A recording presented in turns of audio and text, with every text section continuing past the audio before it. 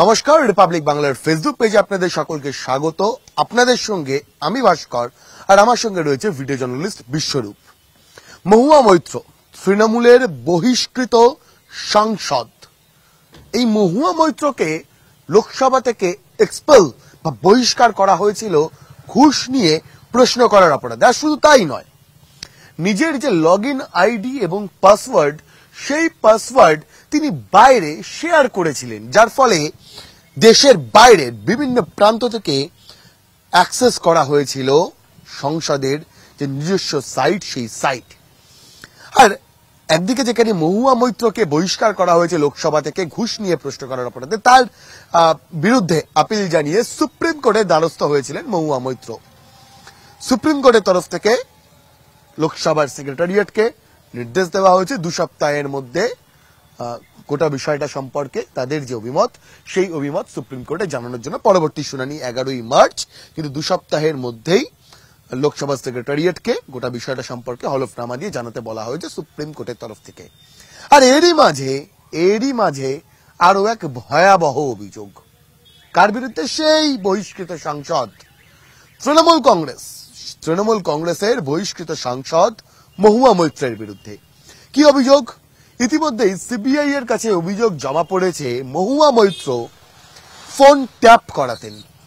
Phone tap আপনারা কম বেশি সকলেই জানেন, যে অন্য কারুর ফোনে কে ফোন করছেন বা কাদের কাছে ফোন যাচ্ছে, গোটা বিষয়টা সম্পর্কে জানা, বেআইনিভাবে জানা, অন্তত পুলিশ বা কোনো তদন্তকারী সংস্থা বাদ দিয়ে যারাই জানেন সেটা বেআইনি, এবং সেই বেআইনিভাবে জানার নামই হচ্ছে ফোন ট্যাপিং।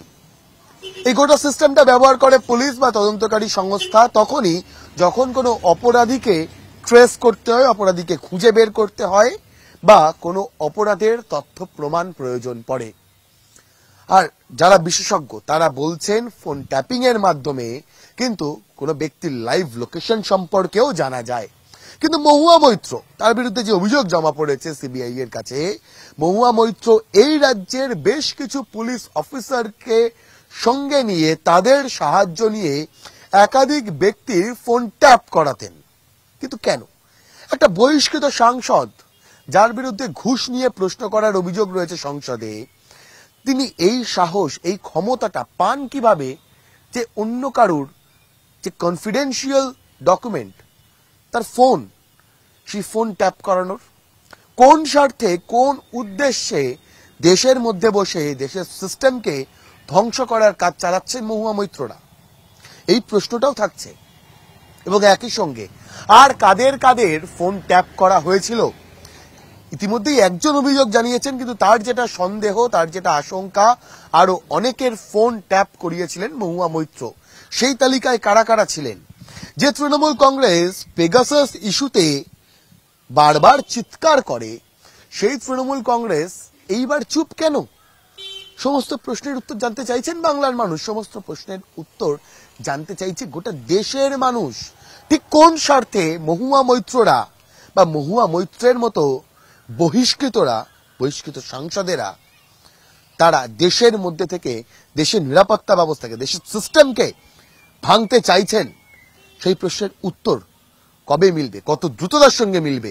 সিবিআই তদন্ত করার পর বা তদন্ত শুরুর পর আরো নতুন করে কোন কোন তথ্য সামনে আসবে, এখন সেদিকে নজর রাখছেন প্রত্যেকে। আর আপনাদেরকেও ঠিক এইভাবেই নজর রাখতে হবে রিপাবলিক বাংলার টিভি স্ক্রিনে। আর শুধু টিভি স্ক্রিন নয়, আপনারা জানেন রিপাবলিক বাংলার Facebook page, x handle, Instagram কিংবা ইউটিউব চ্যানেলে আপনাদেরকে নজর রাখতে হবে। দিনের সব খবরের সবার প্রথম নির্ভুল আর লেটেস্ট আপডেট হচ্ছে।